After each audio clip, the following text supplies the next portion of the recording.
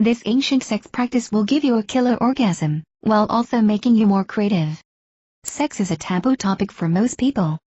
We have an aversion to talking openly about it, and because of this we have lost touch with the most basic truth of our existence. Lust lays at the base of everything we do. There are some people who believe that sexual urges are not just a basic animal drive, but that the entire universe is a dance of feminine and masculine forces essentially, well, fucking each other. I know it seems pretty out there, but it's what inspired me to turn my sex life into a spiritual practice. It all started during a coaching session with my friend and confidence coach, Dan Monroe.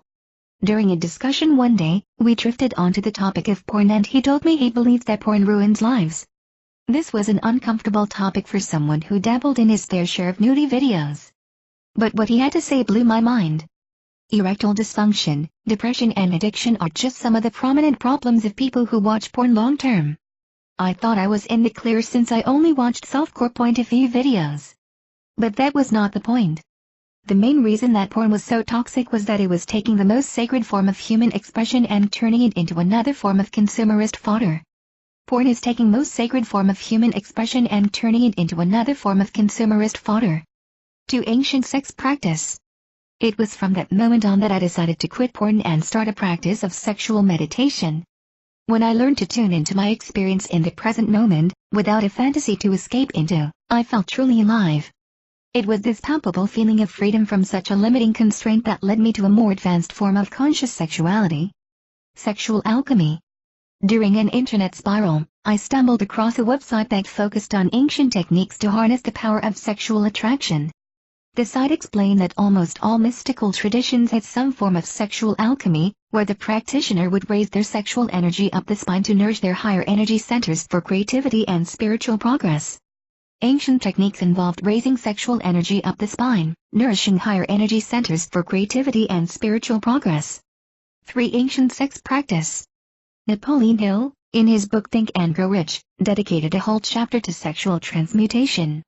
The chapter explained that many of the most successful people in the world were sexually charged individuals. According to Hill, these individuals owed much of their success to their ability to channel this sexual charge in the direction of their ambitions.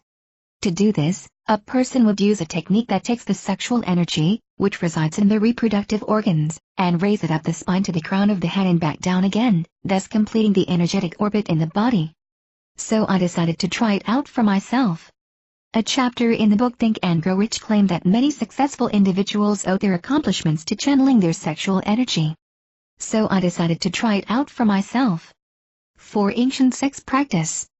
I began with a book called Taoist Secrets of Love, Cultivating Male Sexual Energy, written by Mantak Chia.